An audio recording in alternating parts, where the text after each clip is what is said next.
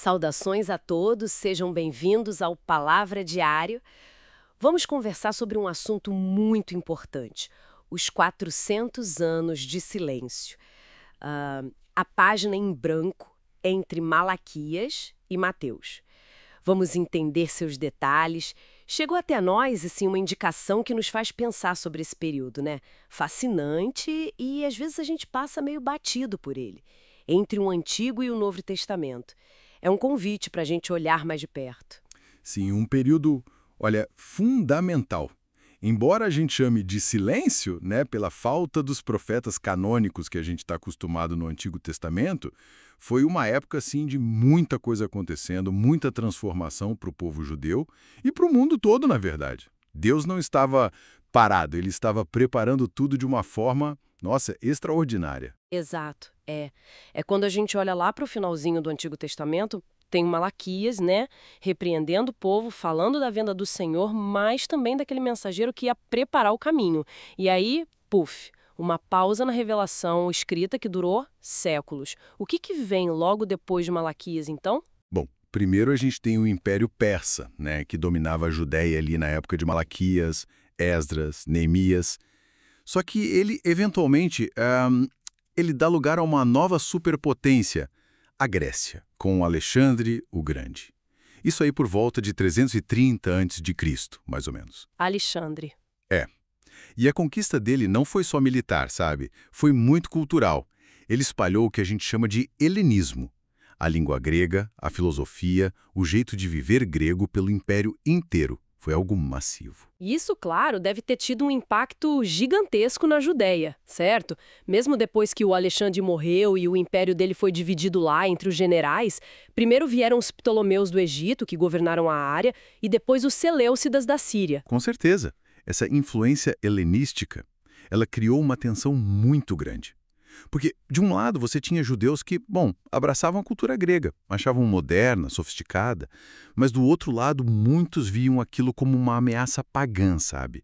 Uma ameaça à fé, às tradições judaicas.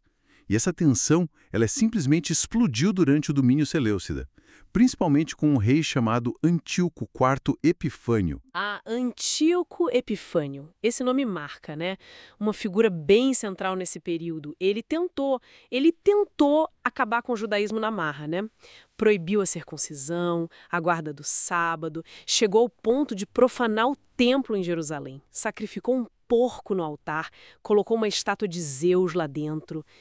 Terrível. Foi um momento de perseguição, assim, pavorosa, mas ao mesmo tempo de muito heroísmo, de muita fé.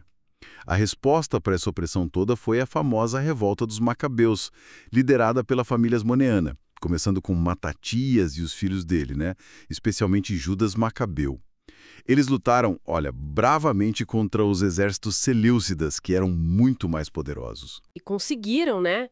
Conseguiram algo que parecia impossível, purificaram o templo, que é o evento que a gente celebra até hoje na festa de Hanukkah, e ainda estabeleceram um período de independência judaica. Durou quase um século, sob a dinastia Hasmoneana. Foi um tempo de restauração religiosa, política, embora internamente parece que também teve suas turbulências. Exatamente. Teve sim. Só que, infelizmente, as próprias lutas internas pelo poder entre os Hasmoneus mesmo acabaram enfraquecendo a nação. E isso meio que abriu a porta para uma nova potência que estava surgindo com tudo: Roma. Em 63 a.C., o general romano Pompeu conquista Jerusalém e aí a Judéia passa para o domínio romano. E é justamente nesse cenário, sob o domínio romano, que a gente encontra o palco do Novo Testamento, né? Roma até permitia uma certa autonomia religiosa, mas o controle político, militar era deles. Eles nomeavam os governantes, tipo Herodes o Grande, famoso pelas construções, pela reforma do templo, mas também conhecido pela crueldade. É a verdade. E nesse caldeirão político-cultural todo, a vida religiosa judaica também ficou mais diversa, digamos assim. Foi aí que surgiram aqueles grupos importantes que a gente vê nos evangelhos, sabe? Os fariseus, que eram muito focados na lei, tanto oral quanto escrita, na piedade popular. Os saduceus, que eram mais a elite sacerdotal, ligados ao templo, mais abertos à influência helenística. E Interessante, não criam na ressurreição. Ah, sim. E tinha também os essênios, um grupo mais ascético, mais separado, que provavelmente está ligado aos manuscritos do Mar Morto que foram encontrados.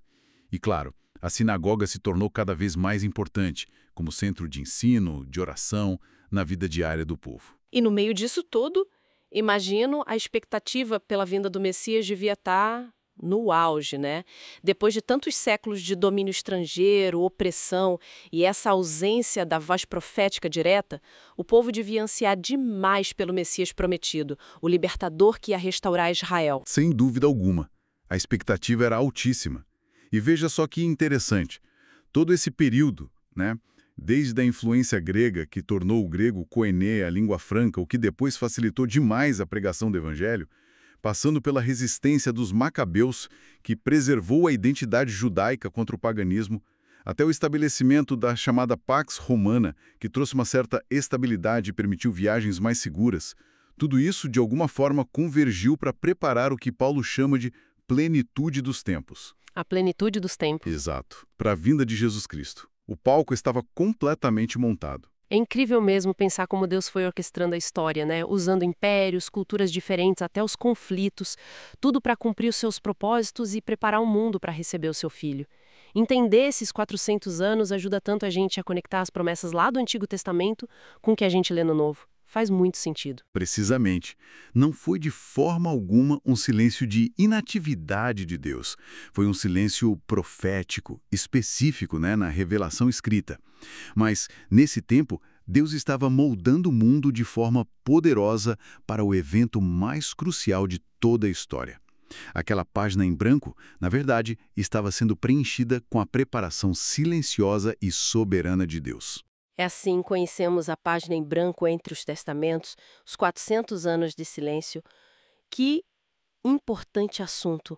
Convidamos, se inscreva no canal, compartilhe essa mensagem e vamos firmes juntos na leitura bíblica. Deus abençoe grandemente a todos.